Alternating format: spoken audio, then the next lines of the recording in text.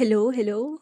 Ayan. So, good morning, good afternoon, good evening kung anong oras mo man to pinapakinggan. And in this podcast episode, we will talk about the 10 habits that actually changed my life. And let's get into the episode. Hi, I'm Christina, and you're listening to Market Shares, a one for the money podcast where I aim to equip you to start investing, pick good stocks, and avoid high points, and earn other legit sources of income. So let's get into the episode. Ayun, so sobrang downer nung last episode kaya naisip ko na medyo naman tayo, motivational, uplifting, ganyan. So, in this episode, we will talk about 10 habits that actually changed my life, and this is not a blueprint or a suggestion for you to follow. What works for me may not work for you, pero ginaya ko lang din naman to sa mga nakita ko, sa mga tao, ginaya ko. Actually, marami na rin ako na-try na habits kasi mahilig ako manood niya sa YouTube ng mga morning habits, night routines, mga hacks, life hacks, ganyan.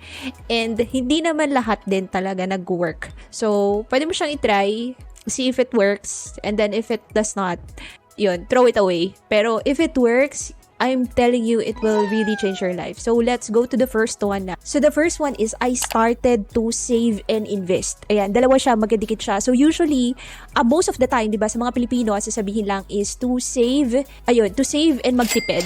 Di ba? To save the budget, magtipid. Parang ganun.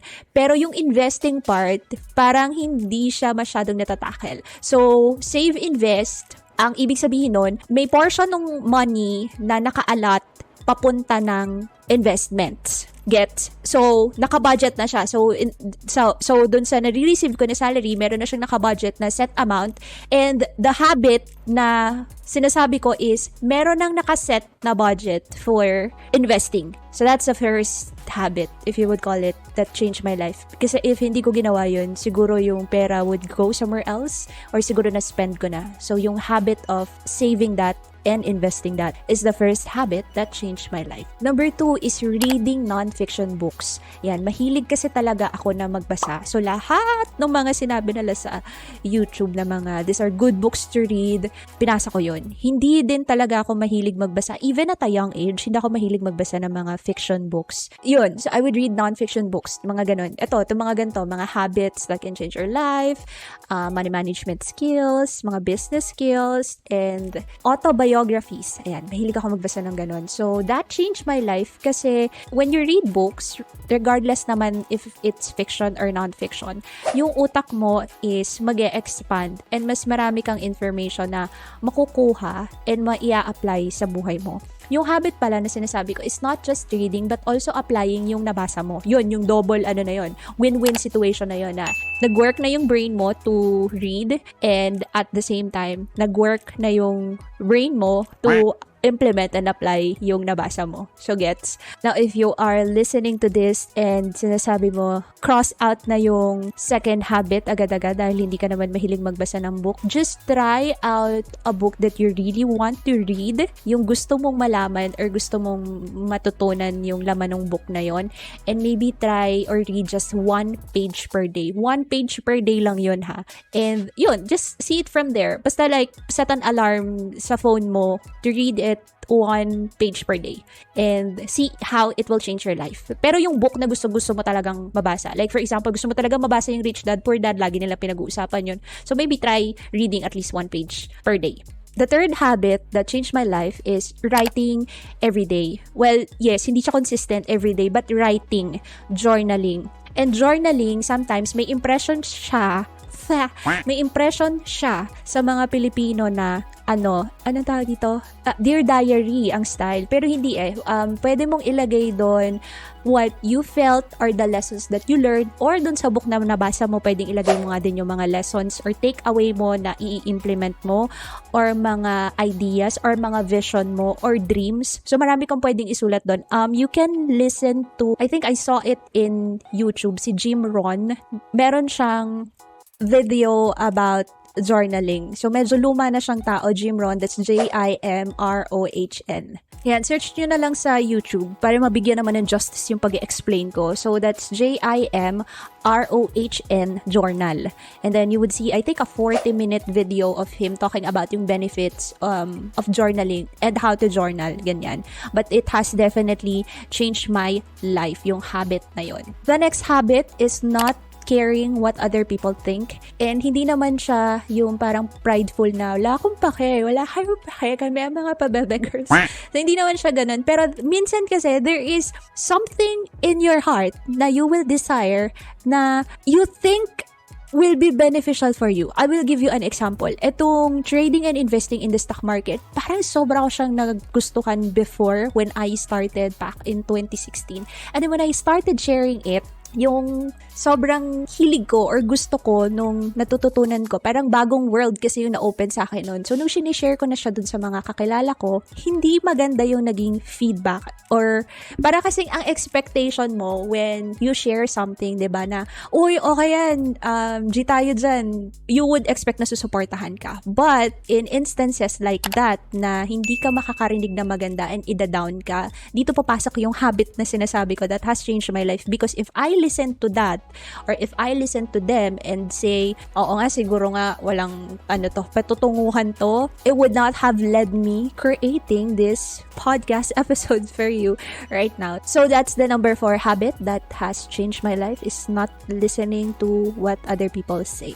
Number 5 is learning about nutrition. And it means na being aware and careful of what you eat. Yung food intake kasi is meron siyang effect sa katawan natin. And alam nyo na yun, hindi ko na kailangang i-over-explain pa sa inyo yung importance nun. Pero just being aware and learning about nutrition, learning about the benefits and eating healthy food, it is a habit that changed my life. So, on to number 6 habit is staying active and getting exercise. So, siguro yung mga nakakakilala sa akin na friends ko na nakikinig nitong podcast na to is saying na, di naman niya nag-exercise. Pakatamad niyan. Pero, I like walking. So, gusto ko na naglalakad. Gusto ko na kumikilos. And if I'm not exercising like the gym type of exercise, I play sports. Kaya, sumo-wrestler, charot. Pero I play sports na I know papawisan ako, or I dance. Sample. Charay. Wag na. Pero, yun. May mga alternatives kasi. If you don't like going to the gym, if you don't like jogging, there are ways to be active and move. So, siguro yun na lang yung sasabihin ko na habit number 6 is to stay active. And that has changed my life. And you know already the benefits of that nutrition and active lifestyle.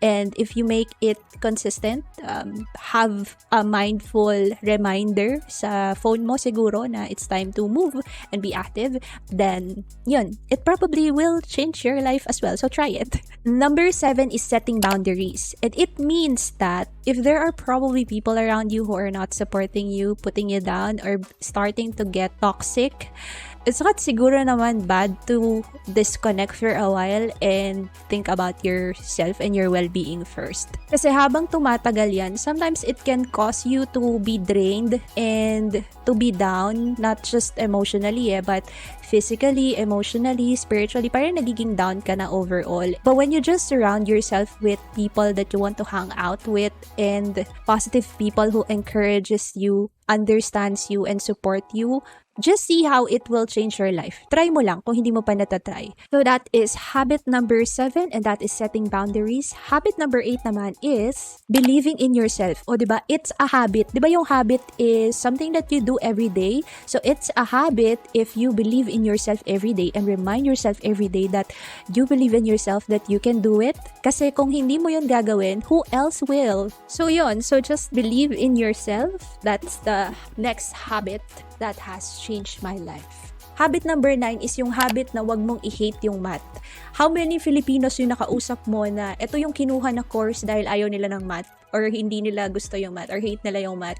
Diba, very, very few people would say na they love math. Pero itong habit number 9 na sinasabi ko sa inyo has changed my life dahil, say for example, in trading and investing, if you don't calculate your risk reward, and if you do not journal your trades, if you don't have the numbers to back up your strategy, then hindi ka mag-i-improve. Yun nga, lagi ngang sinasabi nung boss ko dati, you cannot improve what you do not measure. So if you measure something and meron kang math behind what you're doing, then it will change your life. Mas mai-improve ka kasi may measurement ka na nung performance mo from last month or last year or last trade, or makikita mo din yung net income mo siguro is growing by putting it in numbers, putting it on an Excel sheet and measuring it. So that has changed my life when I started to love math. Diba? Huwag mo nang sabihin na mahina ka sa math dahil may mga auto calculation naman na, may calculator naman na, may mga auto templates na rin sa internet na pipa-plug in mo lang yung numbers tapos gagana na siya.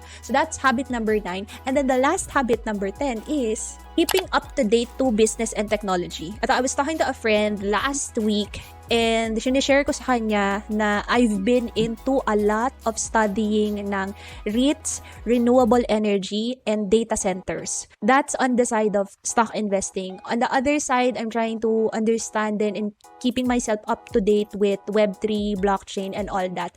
So that has changed my life because eventually may mga bagay talagang magiging obsolete eh. Kagaya ngayon, wala nang disket, diba? And I think magiging mas madali yung adoption if as early as now you're keeping yourself up to date and meron kang habit every day on how you keep yourself up to date. Ang dami ng information out there, free resources, and wala na tayong excuses on how we keep ourselves up to date. So ayun, recap lang tayo the 12 habits that changed my life. Number 1 is the habit of saving and investing. Number 2 is reading non-fiction books every day. Number 3 is writing every day or mag-journal every day. Number 4 is not caring what other people think. Number 5 is kaya hindi nakasya yung kamay ko. And number 5 is learning about nutrition and being mindful of what you eat. Number 6 is staying active or getting exercise. Number 7 naman is setting boundaries. Number 8 is believing in yourself. Number 9 is letting math be your guide. And then last, number 10 is keeping yourself up to date with business and technology. So I hope yung 10 habits na shinare ko sa inyo is magkaroon din kayo ng idea to create your own habits din. And I would love to know how it changed your life as well. And dun sa shinare ko na number 10, keeping yourself up to date. If you would like to join me on a journey, I post an everyday updates about business technology, about Philippine stocks and other things in our private Facebook group. Just send me a message on my Facebook page, One for the Money, with the word habit, so I know you have gone through this podcast, and I will send you a link on where you can join our community para makita mo yung mga daily updates ko about business technology, stocks, investing, and other ways to make money. So thank you so much for listening to this podcast, and also follow me on YouTube, Facebook, Instagram, and TikTok with the user handle One for the Money, dahil si Juan ay hindi tamad, madiskarte siya. See you again on the next episode. Bye!